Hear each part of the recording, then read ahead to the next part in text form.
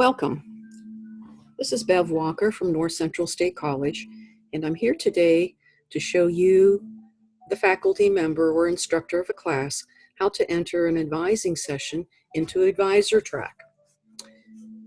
You would want to do this after meeting with a student if you have talked to them about dropping a class and perhaps what they can do to stay in the class. If the student decides to actually drop, you would also want to note this in our advising software.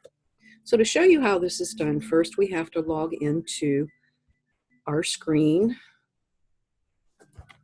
for Advisor Trac. So let's go there. And as long as you have access to internet, you can do this. We use Mozilla Firefox. You can also use Chrome, but we find that Mozilla works the best. Seems to be the most compatible. In the address box at the top, all you simply do is put trac, T-R-A-C, period, .ncstatecollege.edu. If you can remember it, ncstatecollege.edu, you put trac dot in front of it, and you've got it made. You hit enter, and here's your login screen.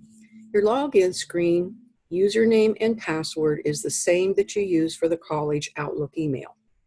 So we're going to log in.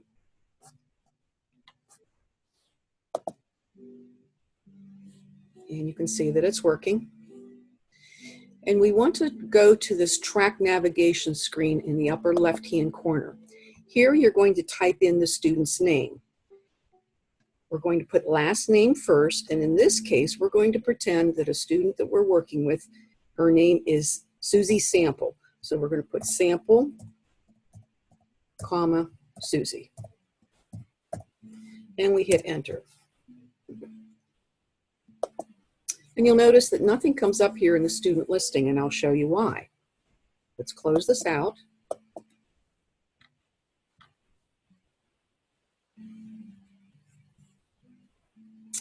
And go back to this box, and this time we're going to put a space between the last name and first name. So again, we enter Sample. It's not case sensitive. Susie.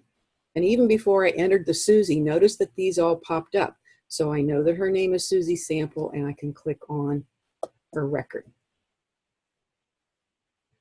The first screen you're going to see is a variety of pieces of information and demographics about Susie. Basic information, her major, GPA, those types of things. We're interested in the tab at the top that says History. So we're going to click on History. And on this screen, you're going to see all the advising sessions that have been done with her in the past. We're going to enter a new one, so click on the New tab. And in here, we're going to enter the date. If you click on the date, automatically it pops up with the current date of today. If it's not today that you met with a student, click on the calendar, and you simply go down here and you continue to find the month and the day of the student. Then when we go to the screen or the field to the right, we see the time. Now this is the time that you're entering the information right now. If you are not working with a student at this moment, you probably are going to want to change the time in. So you click on the little clock and you'll notice these come up. The way to change these numbers are to click on the one you want to change and then use the minus and plus sign at the top. So let's say we met with her at 8 o'clock. So we're going to click on this until we get to the 8. And we want to click on this until we get down to the time that we want.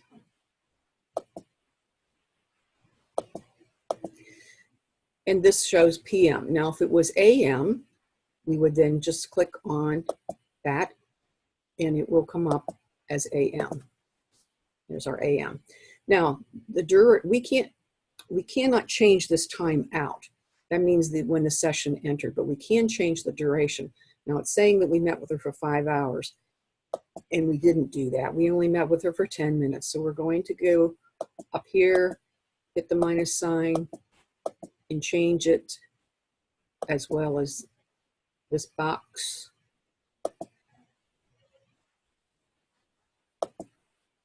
to say 5 minutes.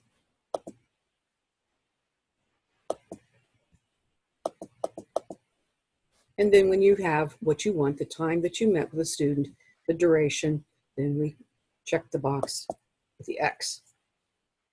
The other things we have to enter are the center. You are a faculty member, so you want to click on Faculty Advising, which will bring up your name over here. So I, as the faculty member, I have to say what the reason is, and the reason is, of course, the Mediated Course Drop.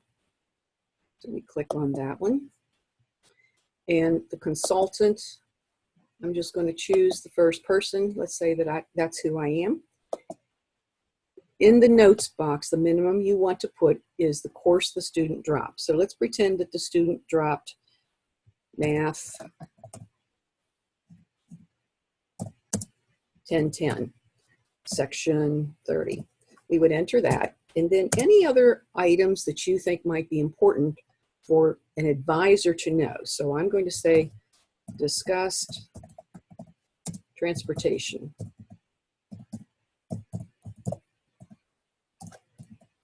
So that advisor, when she or he pulls it up, will be able to see that is something that was important that we talked about.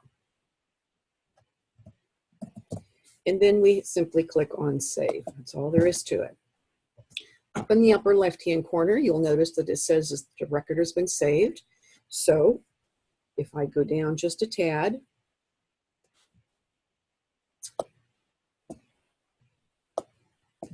I save it again, and you'll notice it's asking me a question. Who initiated the contact? Down here, there are some fields that we need to answer. So who initiated the contact is information we are gathering, and let's say the student initiated it. I save it again. It's asking now for the type of contact. Okay, so the type of contact is in this field, and I click and say it's an in-person. Save it. Was there a career counseling referral? This is information we're also collecting. And I go down here and say, no, we did not refer the student. All I have to do is save. And you'll see now in the left-hand corner that the record is saved, and that's all there is to it. At this point, an automatic email will go out to the student's advisor to alert them that there's been a change to the student's academic plan. In that manner, the advisor can contact the student if there needs to be a meeting to discuss courses to take in the future or a change to their academic plan. So let's close this out. If perhaps you don't know the student's name, you met with a student and you forgot to write their name down, there are other ways that you can find that student in the system.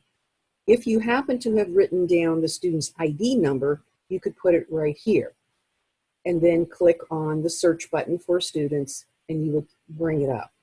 But let's supposing that we simply know the last name. So I'm going to type in sample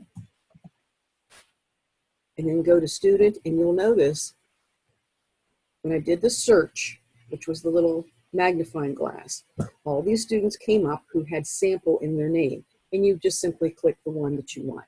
So let's quickly review.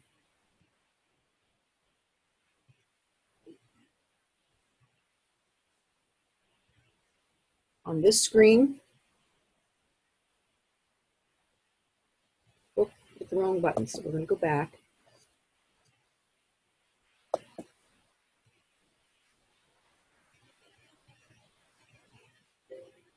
On this screen, we see the basic information. Remember, we go to history, new, we put the date in. Let's say I met with a student today. And time, let's say that I met with a student at 2:38 in the afternoon. Remember, I can't change that field, but I can go down here, it's saying minus, and let's say that I met with a student for 10 minutes. Close it. The center is faculty. The reason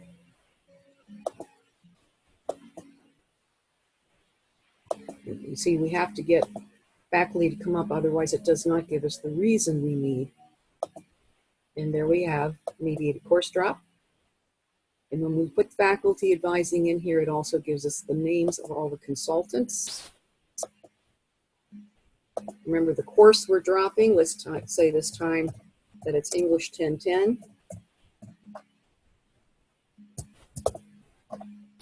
Student missing assignments.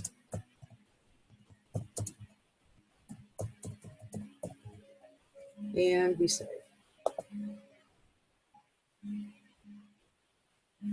I remember now from having done this before that I need the student who initiated it. I need the type of contact, which was in person, and I needed to know whether there was a career counseling referral. No.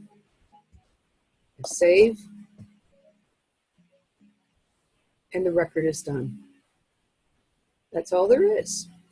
So if you have any questions about this process, please feel free to contact Kathy Craig and the student about entering the student into the Advisor Trac program, or if you have immediate questions about the actual Mediated Course Drop form or the Ad Drop form, contact Mark Monis at North Central State College.